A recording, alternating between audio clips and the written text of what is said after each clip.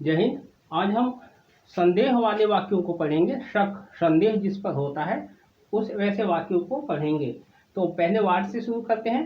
What did you doubt about me? तुम्हें मेरी किस बात पर संदेह हुआ या शक हुआ?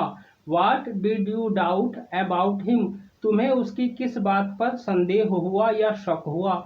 What did you doubt about Ramesh? तुम्हें रमेश की किस बात पर संदेह हुआ? ध्यान देना है, वाट जो है यहाँ पर ये किस, तुम्हें उस मेरी बात पर या उसकी या रमेश की किस बात पर संदेह हुआ, यहाँ तक वाट से वाक्य का मीनिंग हुआ।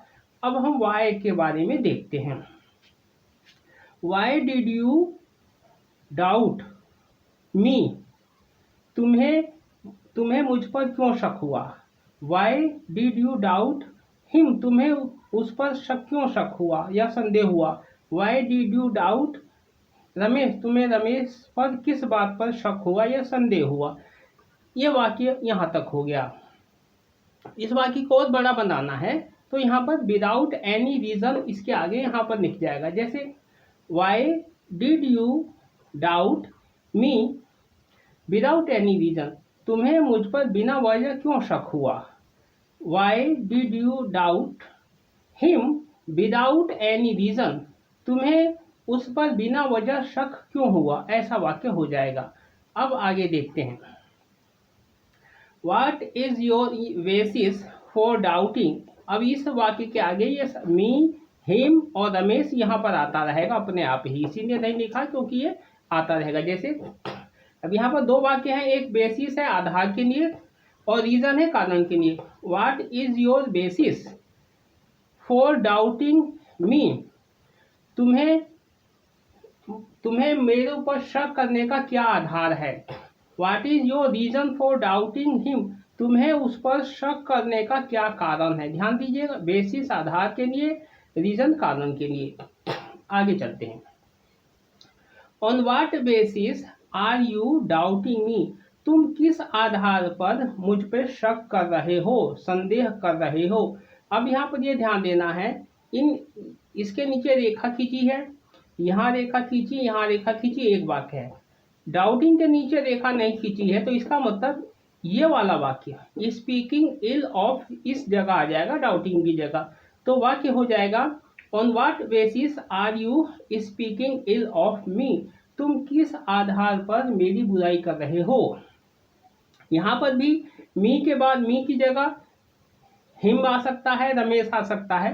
तो ये वाक्य यहाँ पर हो जाएगा, तुम किस आधार पर उसकी बुराई कर रहे हो, या तुम किस आधार पर उस पर संदेह कर रहे हो, या तुम किस आधार पर रमेश की बुराई कर रहे हो, या तुम किस आधार पर रमेश पे शक कर रहे हो।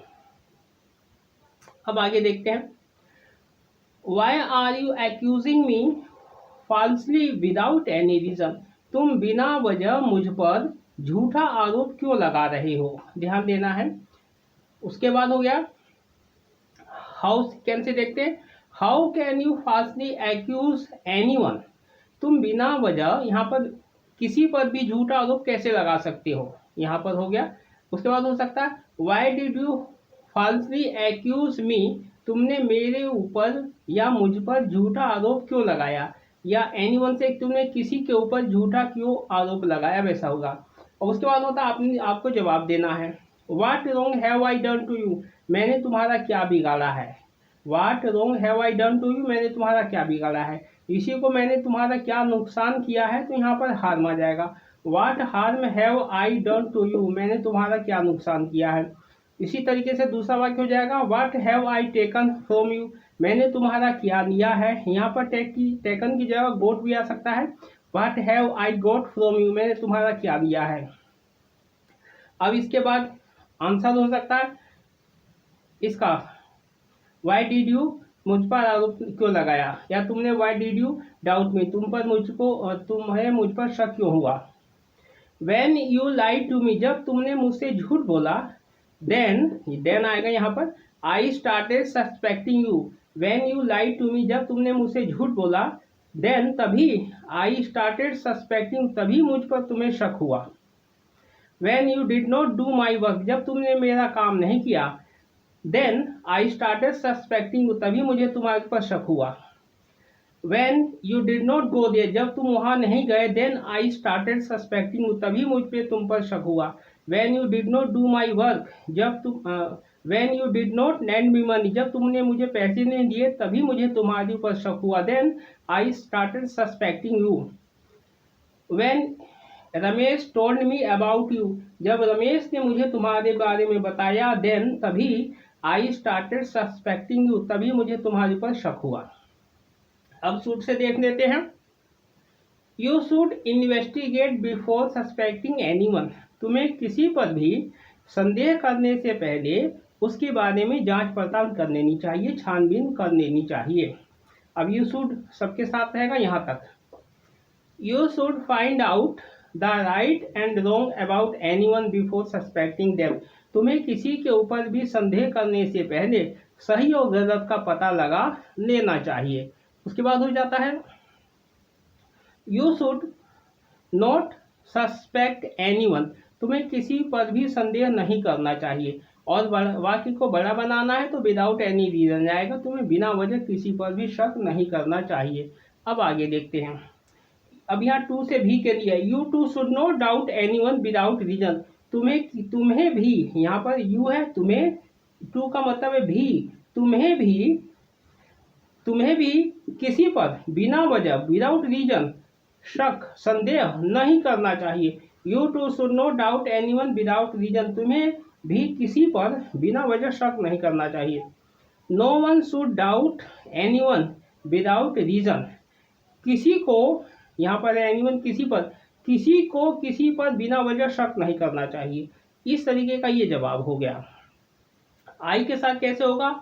आई don't doubt anyone without reason, मैं बिना वजह किसी पर शक नहीं करता हूँ, मैं बिना वजह किसी पर शक नहीं करता हूँ। इसके अलावा और भी बात हो जाएंगे, देखते हैं।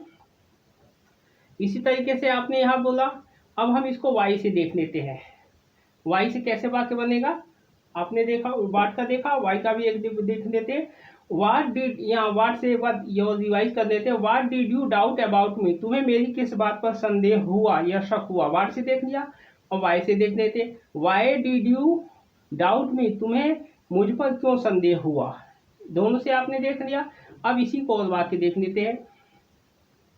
इसको वाक्य को बड़ा बनाना है। अब यहाँ पर इसको डिड के साथ आपने देखा, तो डिड के साथ क्रिया का फर्स्ट फॉर्म लगा है। अगर यही बात आपको डिड हटा के बनाई जाए तो वाक्य कैसे बनेगा?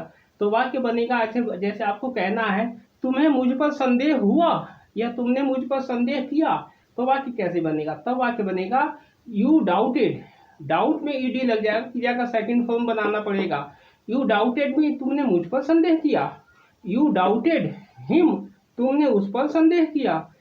यू डाउटेड रमेश, तुमने रमेश पर संदेह किया। ध्यान दीजिएगा, वाक्य जब बोला जाता है तो उसी से आपको पता चलता है कि कौन से टेंस में वाक्य जा रहा है और कैसे बनेगा। तो ये डिड की वजह से क्रिया का फर्स्ट फॉर्म लगता है, लेकिन जब आप इस टेंस को पढ़ेंगे तो इस टेंस में क्रिया का सेकेंड रूप ही आता है। फर्स्ट रूप तभी आता है जब डिड होगा। तो ये डिड की वजह से क्रिया का फर्स्ट फॉर्म आया है। अगर इसको सेकेंड फॉर्म में बनाना होगा, तुमने मुझ पर संदेह किया तो यू डाउटेड मी, तुमने उस पर संदेह किया, यू डाउटेड हिम, तुमने रमेश पर शक किया, यू डाउटेड रमेश, तुमने अपने परिवार पर शक किया, यू डाउटेड योर फैमिली। इस तरीके से क्रिया के सेकंड फॉर्म में बनेगा ना। तो अब आगे देखते हैं। अब यहाँ पर इससे और हम वाक्य बनाते, जैसे इसी वाक्य को हमने बनाया डोंट से, इसको डिड नॉट से वाक्य कैसे बनाओगे?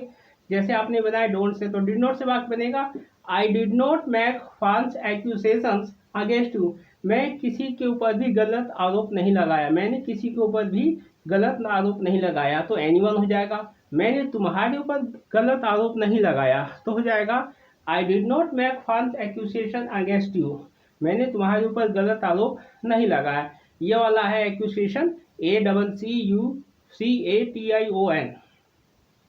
आई did not make false accusations against you, मैंने तुम्हारे ऊपर गलत आरोप नहीं लगा। इसी को हेल्पिंग वर्ब से बोलेंगे तो did I make false accusations against you, क्या मैंने तुम्हारे ऊपर गलत आरोप लगाया? इस तरीके से यह वाक्य हो जाएगा। और हम इसको तीसरे वाक्यों में देखते हैं तो हो जाएगा I don't make false accusation against anyone, मैं किसी के ऊपर भी गलत आरोप नहीं लगाता हूँ। इस तरीके से वाक्य हो जाएगा। और इसी को हम विल से बनाएंगे तो कैसे होगा, I will never doubt you now, मैं अब तुम पर कभी शक नहीं करूंगा। I will never trust you now, मैं अब तुम पर कभी विश्वास नहीं करूंगा। इस तरीके से ये वाक्य बन जाएंगे। और आप इनमें बहुत से वाक्यों को चेंज भी कर सकते हो, बदल भी सकते हो। तो इसमें ज़्यादा से ज़्यादा आपको अभ्यास करना है और आपको प्रैक्टिस करना है। तो मिलते हैं नेक्स्ट वीडियो में। जय हिंद।